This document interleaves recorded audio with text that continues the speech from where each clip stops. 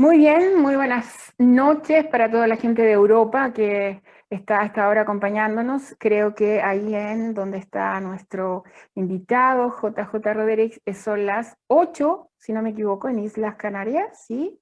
Muy bien, Correcto. muy bien. En el resto me parece que en otra parte de España son las 9 de la noche, acá en Chile son las 5 de la tarde, al igual que en Argentina, las 2 de la tarde en México. Para este sector del mundo es tarde, comenzamos el otoño con temperaturas casi veraniegas, así es que cualquier cosa puede pasar. Y bueno, comenzamos nuestro simposio entre libros del mes de marzo, como ya lo hemos venido desarrollando desde enero de este año. El objetivo es reunir a escritores del mundo del misterio para difundir sus obras, para dar a conocer el material que poseen, para aquellos que disfrutan, para investigadores, para personas que les gusta el tema, tengan la posibilidad de no solamente conocer, sino que comprar sus obras y, por supuesto, en momentos tan particulares que la humanidad está viviendo en estos momentos, ser también un puente de entretención, de terapia, porque no la lectura nos lleva a caminos de imaginación, de relajación, de abstraernos un poco de todo este clima tan tóxico que estamos que nos han sumergido durante ya más de un año.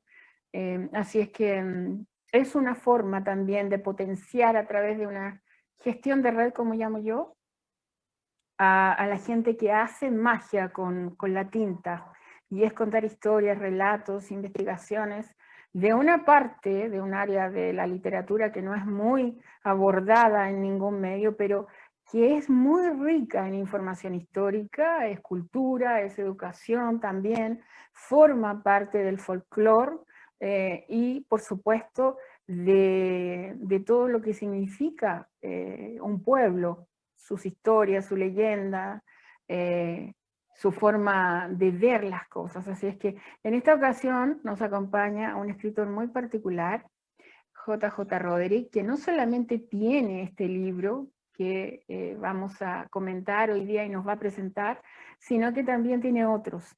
Pero este libro particularmente forma parte de una línea que viene muy actual, debido a que en pocas semanas más ya gran parte de la humanidad va a recordar, no celebrar, sino que recordar lo que es la pasión de Jesús el Cristo, y por supuesto me parece que es un tema muy, muy interesante. Simón, el mago, que no tiene que ver con uno de los apóstoles de Jesús necesariamente, pero para ello tenemos a su autor, JJ Rodríguez, quien nos va a comentar por qué escribió el libro, para qué, cuál era el objetivo, se demoró mucho y por supuesto compartir parte de él y decirnos dónde podemos encontrar este maravilloso documento literario. Muchas gracias por estar esta noche con nosotros, bienvenido.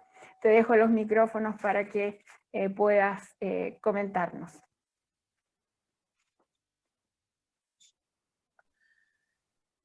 Pues hola, ¿qué tal? ¿Se me oye? Muy bien, ¿Se me oye? ¿Se me ve también? se te ve muy bien y se oye muy bien. Vale. Bueno, perdona que sea un poco insistente en esto, porque como no domino el mundo de la técnica ni del Zoom, Está pues no lo bien. tengo muy controlado. Nada, Elizabeth, un placer estar contigo. Gracias por la invitación. Me siento una acogida muy cálida por parte tuya. Y bueno, saludar a los otros invitados, a María Gabriela y a Gustavo, y pedirles disculpas por ser yo el primero. Aquí, como decimos en España, primero el burro delante, ¿no? O sea, que me ha tocado estar delante, así que seguro que lo que vendrá después de mí va a ser mucho mejor. Bueno, saludos para todo el mundo hispanohablante, desde las Islas Canarias, desde España, y un abrazo muy cálido para Chile. porque tengo gratos recuerdos en mi infancia con contactos con el pueblo chileno, y es una tierra al que todos sentimos un cariño bastante grande, por lo menos yo, y eso quería trasladarlo antes de comenzar con mi pequeña disertación. Bueno, me habías comentado que son aproximadamente unos 25 minutos o aproximadamente. Yo intentaré rellenarlo como pueda. Como decía el último esposo de Elizabeth Taylor, ya ella sabe todo lo que hay que saber, lo que tengo que hacer es ser original. Intentaré hacerlo en mi modesta medida, ¿no? Bueno, como comentabas antes, esta es mi segunda novela, Simón el Mago, y todas las novelas que yo escribo, o las que yo estoy en este momento metido en ellas, y las que y las que ya he escrito, lo que intento es sacar un sustrato histórico bastante fuerte, bastante potente, investigando en aquellas fuentes donde no suele ir, donde el investigador pues, no suele ir, y rescato toda esa información y se la presento al lector como desde otro punto de vista. Y me explicaré. Personajes como en la anterior novela, que era Elizabeth Báthory, conocida como la vampiresa o la condesa húngara, que fue conocida como como una vampira por el tema de la sangre de las vírgenes, y en este caso con Simón el Mago, ambos personajes reales, lo que suelo hacer es empolvar o desempolvar, esto mejor dicho, escarbar esos personajes que suelen estar señalados o estigmatizados por la historia, por la corriente general, y yo busco aquellos aspectos donde, buscando esos datos que me sirvan presentar al lector otra visión y no que no se vean tan marcados o tan culpabilizados, ¿no? Ahí me sale mi vena de abogado. Quizás como abogado penalista, pues intento hacer esa labor de presentar al lector una tesis que sea alternativa y de defensa a esas personas como acabo de comentar. Simón el Mago fue un personaje real. A veces pues, me preguntan sobre este personaje y fue real. Fue coetáneo a Jesucristo, un poco antes quizás, Jesucristo fue un poquito más adelantado. Algunas personas dicen que incluso Simón llegó a presenciar lo que fue la crucifixión en el Calvario. No hay datos fehacientes, yo no lo creo así, pero bueno, fue un personaje que está comprobado que fue real. ¿Y por qué fue real? Básicamente por dos fuentes. Ahí, sobre Simón, se sabe que murió en Roma, en un duelo que tuvo con San Pedro, ¿no? Entonces hay fuentes por parte de los propios romanos donde recogen que el propio Nerón, porque fue en esa época, fue cuando Nerón, cuando intentó el duelo entre San Pedro y Simón el Mago, hay fuentes de los propios historiadores romanos que dejaron constancia de que hubo un personaje en la corte de Nerón que estuvo un tiempo viviendo ahí con la promesa que le había hecho al emperador de que un día pues, le haría o lograría hacerle volar, ¿no? Tenemos esas fuentes romanas, esto por un lado. Y por otro lado tenemos fuentes del propio cristianismo, es decir, o del propio orbe cristiano. Y en esto quiero resaltar que hubo quizás no hay un paralelo entre lo que le hicieron los judíos a Jesucristo y lo que le hicieron los cristianos a Simón el Mago. Simón el Mago constituye o crea su propia religión, que incluso en un momento dado llegó a estar a la par en rivalidad con respecto a los cristianos. Y claro, eso por supuesto pues no sentó nada bien al incipiente orbe cristiano. Y en ese sentido, lo que estaba comentando era que si nosotros acudimos al Talmud, que es como el código civil de los judíos, donde se recoge ahí pues cómo los rabinos van enseñando su doctrina con respecto, o su interpretación con respecto a lo que es la Biblia, hay bastantes reseñas en los primeros 3 siglos, del siglo I hasta el siglo III, sobre Jesucristo. Bueno, poniéndolo a Jesucristo pues por los suelos, ¿no? Porque era un rival. Y en ese sentido, vemos que con el cristianismo ocurrió exactamente lo mismo con Simón. Tenemos a Ireneo de Lyon, o a Justiniano, o los Hechos de los Apóstoles, como fuentes cristianas, que también hacen referencia a Simón, y paralelamente a lo que ocurrió con los judíos con Cristo, también lo ponen pues, por los suelos, ¿no? Sobre Simón hay poquísimas fuentes. Yo he tenido que hacer un alarde de investigación enorme, bastante grande, para encontrar aquellas fuentes donde poder yo tirar de ahí. Y he sido un poco temerario. ¿Por qué? Porque lo que he hecho es construir toda la vida de Simón, desde su nacimiento hasta su muerte. Como he dicho, su muerte se sabe cuál fue, hay algunos pasajes de su vida que se sabe cuál fue, y yo a partir de esos hechos, de esos hechos, hago una retrospectiva. Intento adivinar, viendo el perfil de lo que es el personaje y cómo se fue desarrollando. Voy al contrario, no voy hacia adelante, sino que voy hacia atrás, y lo que hago es, desde el principio, desde que nace, construir el personaje hasta su muerte. Es un personaje que es encantador, es un personaje que es controvertido, es un personaje que es potente, y entonces lidiar con un personaje histórico así es complejo, pero que a mí me produjo muchísima satisfacción. Bueno, a las preguntas que me estabas planteando antes de por qué lo escribí, te puedo decir que, siendo egoísta, lo escribí porque se me apetecía. Es como si tuviese algo dentro y tenía que sacarlo. Cuando escribo, y más en este caso, no estaba pensando, quizás en la otra novela, en la anterior sí, pero en esta novela era como se me apetecía. Ya cuando estaba escribiendo la anterior, ya este personaje me estaba, como decimos en España, me estaba picando el ojo, ¿no? Me estaba golpeando.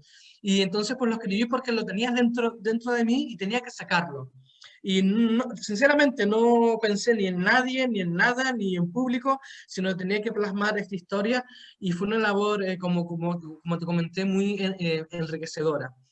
¿Cuándo lo escribí? Lo escribí una primera mitad, el verano pasado, no este, sino el anterior. Había escrito ya la primera mitad. Yo siempre aprovecho en mis épocas de vacaciones estivales para avanzar con alguna de las novelas, y en este caso sí había avanzado con la mitad, pero justamente en febrero, como tú sabes, febrero-marzo, llegó el confinamiento mundial, por lo que todos sabemos, por ese maldito bicho. Y entonces, pues, aproveché esos 2 meses que estuve en casa prácticamente para lanzarme y para terminar la otra mitad. Quiero también comentar que todas mis novelas tienen un triángulo geográfico. Nacen aquí en las Islas Canarias, va para Argentina, donde me la revisan, y luego va para Chile. Va para Chile porque en Chile me hacen la diagramación y lo que es el maquetado, y vuelvo a España. O sea, con lo cual siempre tengo un equipo de personas que me ayudan y que colaboran conmigo en todo esto, ¿no? Quería hacer ese pequeño comentario, y haciendo un guiño a tu querido Chile también en ese sentido. Eh, ¿De qué trata? ¿De qué trata Simón? Bueno, como comenté antes, es una historia donde lo que yo he hecho es, y a ver si soy capaz de trasladarlo oralmente, lo que he hecho es trabajar con una teoría científica que cada vez está cobrando mucha más fuerza a nivel internacional en la comunidad científica, que se llama el universo en bloque. ¿Qué significa esto? Esto significa que, según esa teoría, todo lo que está sucediendo en cualquier época de lo que es la historia está sucediendo todo el tiempo de manera continua. Un ejemplo, supongámonos que ahora pudiésemos coger la máquina del tiempo y fuésemos a la Roma de Julio César y estuviésemos en la corte de Julio César. Pues en ese momento lo que estuviese pasando también estaría ahora pasando en nuestra conversación, o lo que cuando a lo mejor tu padre cuando era niño, todo está pasando a la vez todo el tiempo. Y eso además permitiría, hipotéticamente, que efectivamente si hubiese en el futuro una máquina del tiempo, podría hacer esos traslados a esas distintas épocas, porque estarían ocurriendo todo el tiempo. Yo me baso en esa teoría para construir lo que es la novela. ¿En qué sentido? Pues en el sentido en que la novela comienza con el nacimiento de Simón, pero sin embargo voy intercalando capítulos en los cuales hay una pareja de jóvenes en Nueva York, en el estado de Nueva York, la ciudad de Hinesfield, en el año 2018, que que se cumple el 31 de marzo, se cumplía en esa fecha el aniversario de lo que fue oficialmente el espiritismo moderno, que fue con las hermanas Fox en el año 1848, el 31 de marzo de 1848, oficialmente lo que es la religión de lo que es de lo espírita considera que nació en ese lugar y con estas hermanas el espiritismo moderno. Entonces estos chicos en lo que es la novela se introducen de noche en esa casa que se encuentra abandonada y sacan una tabla de Ouija y comienzan a hacer Ouija. Y a través de lo que es la Ouija traen en el tiempo a Simón. Simón se encuentra en Samaria, haciendo su vida, y en Alejandría, porque en un momento dado viaja a Alejandría, como hizo Jesucristo, que es un paralelismo que tiene con Jesucristo también, que estuvieron ambos ahí. Entonces lo traen y lo van trayendo en diversas épocas de su vida. Lo van trayendo. Y mientras a Simón este hecho de que lo traen al futuro, porque en verdad lo están trayendo al futuro. Sin embargo, los personajes que están en Nueva York están en el futuro, pero traen un personaje del pasado. Por eso la teoría del universo en bloque, todo está pasando a la vez, ¿no? Entonces, los chicos en Nueva York creen que están trayendo un ente espiritual, sin embargo, no son conscientes de que están trayendo a alguien vivo que está viviendo su vida en el pasado. Y Simón se da cuenta de que está en el futuro, porque se da cuenta de que, por ejemplo, los chicos tienen encima de su mesa un celular y ve cómo, con gran asombro cómo buscan información pues, sobre Samaria, o ve una pizza, o ve desde dentro de lo que es la casa, ve como un automóvil pasa pues, por la noche sin que tenga coche, perdón, estos caballos. O sea, el Simón observa, porque no es nada tonto, que está en el futuro. Entonces se va dando esa serie de paralelismos, y lo que sucede en Nueva York en 1 hora y media, en lo que estos chicos están haciendo la aguja en 1 hora y media, sin embargo a Simón le está sucediendo durante toda su vida. Con lo cual, en la novela, a la vez, estoy solapando y jugando con varios tiempos.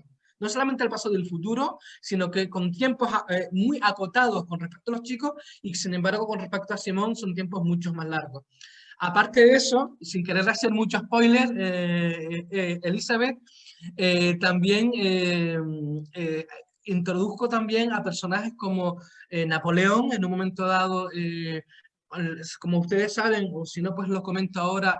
Napoleón, cuando conquista Egipto, decide pasar y derrota al ejército de los mamelucos, decide pasar una noche dentro de la pirámide de Giza, porque ya era una prueba de valor que ya había hecho en su momento Alejandro Magno y Julio César, y como Napoleón se veía a la altura histórica de esos grandes personajes, como luego realmente ocurrió, él quería también pasar esa prueba de valor.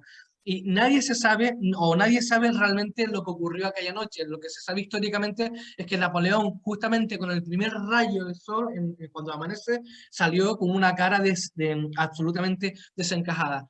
Pues yo en lo que es la novela, hago que Simón sea el que pasa la noche junto a él. Junto a Napoleón, dentro de la pirámide de Giza y dentro de la cámara del rey. También en un momento dado se entrecruza, perdón, con Charles Dickens en un momento dado. O sea que voy dando varios saltos y voy haciendo secciones en el tiempo, y el del lector descubrirá por qué hago esos cruces con Charles Dickens y con otras épocas, ¿no? Y en fin, no quiero tampoco hacer mucho spoiler. Todos sabemos, porque está ahí, es una fuente que, como dije al principio de mi disertación, que en un momento dado Simón fallece porque tiene un duelo con San Pedro, pero sin embargo, en lo que es la novela, lleva al lector hasta ese momento, con varias vicisitudes y con varias... Simón va pasando por varios reinos, a él históricamente, y al contrario de lo que pasaba a Jesucristo, le gustaba estar con los reyes y con los poderosos, le gustaba el dinero, le gustaba ese tipo de estilo de vida, y yo de una manera atrayente para lo que es el lector, pues voy contando diferentes prodigios que ocurren en lo que es su vida, y diferentes, porque como tú sabes, en el mundo cristiano a esos prodigios con la pátina se le llama milagros, pero son los mismos prodigios, lo que pasa es que unos se dicen milagros y otros se le dicen prodigios. Pues voy contando toda una serie de prodigios fantásticos, según me reportan incluso los propios lectores que se quedan encantados, y entonces pues voy contando una serie de prodigios que van sucediendo a lo largo de lo que es su vida. ¿Quién debería leerlo? Que es una de las otras preguntas que me sueles plantear. Pues mira, no es por publicidad, ni por vender, ni nada de eso, pero yo creo que cualquier persona que le atrae un poco el misterio, que le atrae la historia, cuando me preguntan sobre la novela, sobre qué género es, pues no sé decirte, porque tiene historia, tiene misterio, tiene misticismo. Entonces yo creo que es una novela que le he intentado hacer corta, unas 200 páginas, que se lee muy ligeramente, para la persona que está pues en casa tranquilamente tomando un té, o la persona que está en una terraza, en una piscina, o el que coge un vuelo para ir desde Chile, desde Santiago de Chile hasta Nueva York. Es una novela que es muy amena, muy relativamente corta.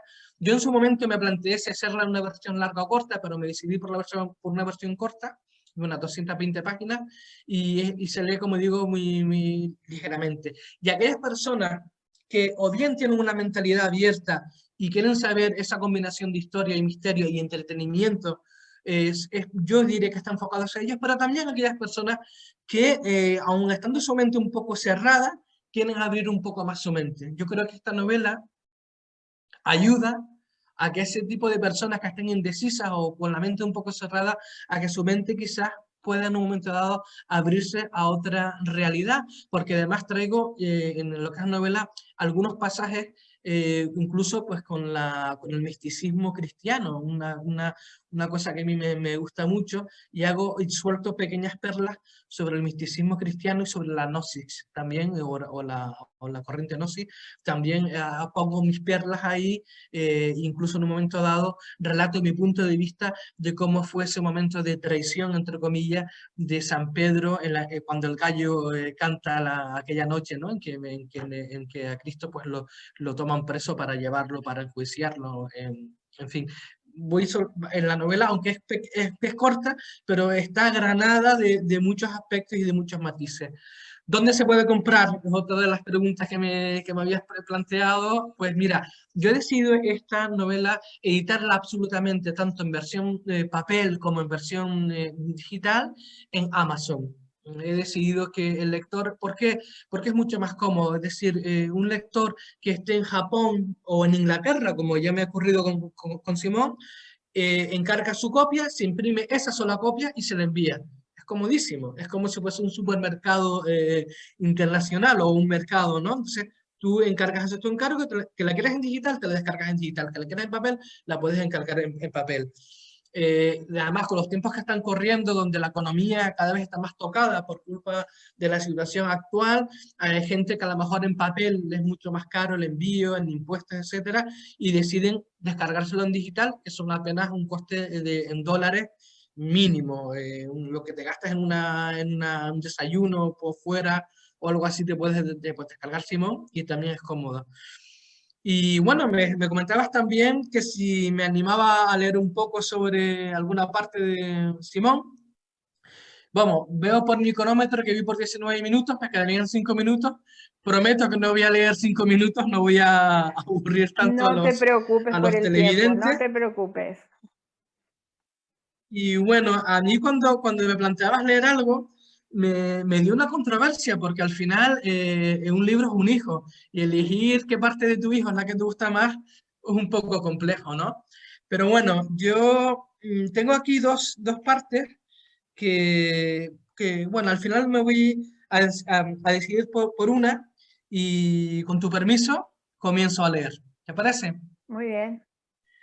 El tiempo fue, perdón, el tiempo fue pasando, transcurriendo 6 años desde la llegada del joven a la ciudad. Ni el maestro ni el pupilo volvieron a mencionar aquel extraño suceso, no tardando Simón en convertirse en el discípulo predilecto del sabio. Aunque Simón mostraba habilidad para la mecánica e inteligencia para la comprensión y desarrollo de las disciplinas científicas, sentía inclinación especial hacia la magia, dedicando gran parte de sus horas libres al estudio de este tema, en la gran biblioteca de Alejandría, consultando los antiguos tratados de los ancestros egipcios y civilizaciones anteriores a estos. Una mañana, en medio de una de sus clases magistrales, un joven alumno egipcio planteó al noble anciano que si existían pruebas sobre la existencia de la vida después de la muerte. El sabio guardó silencio por unos instantes, luego mandó a uno de los sirvientes que fuese al exterior, en busca de un cubo de arena de las dunas del desierto, y otro de la arena procedente de la orilla del río Nilo. El sabio Herón retomó seguidamente el tema que estaba tratando, omitiendo contestar la cuestión planteada. Al término de la clase, sobre una mesa se encontraban los dos cubos solicitados. Herón se dirigió al joven egipcio que le había formulado la pregunta. No tenemos la menor duda en asegurar que la cuestión que me planteas es el gran misterio de la vida, esto es, si tras la existencia de la presente vida nos aguarda otra cosa que sea su continuación, o también, por el contrario, no me cabe duda alguna que desconozco si la habrá o no. En la última manifestación de su maestro, la sala entera respondió con una sonrisa de empatía general, dibujada en los rostros, ya que les encantaba oír de labios del insigne sabio confesiones tan sinceras y humildes. Tus ancestros, prosiguió el sabio, sin apartar su atención del joven, han dedicado mucha energía y tiempo en la búsqueda de medios y métodos que sirviesen para conservar los cuerpos de los moribundos, y ello con la creencia y propósito de poder continuar disfrutando de la otra vida al traspasar el umbral de la muerte. Créeme, ciertamente hicieron de ese arte una perfección. Las caras de los presentes en la sala mostraron satisfacción, sintiéndose halagados por las palabras de su maestro. Sin embargo, continuó el sabio con su disertación, acorde con la capacidad económica, los más pudientes, tras ser embalsamados, son sepultados en la arena del desierto, mientras que aquellos con escasos recursos económicos son sepultados en los deltas del río Nilo. Herón hizo una pausa prolongada, atrayendo con ello aún más la plena atención de todos los jóvenes. Dio unos pasos y se acercó al joven egipcio.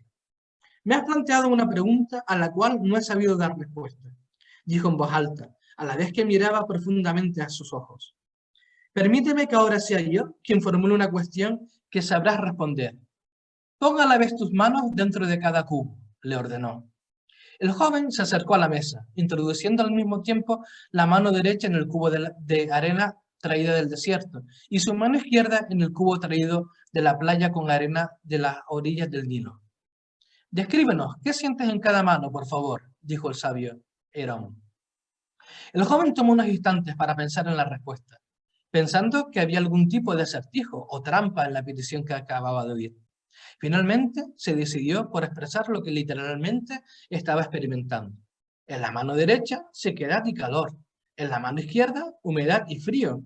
El sabio sonrió levemente. Así es, joven Abasí. Las personas acaudaladas que reciben sepultura en el desierto tienen sus cuerpos en condiciones de sequedad y calor. Eso hace que sus tejidos se resequen con prontitud. Y en consecuencia sus cuerpos se momifican mejor y rápidamente, logrando el objetivo, conservar su cuerpo.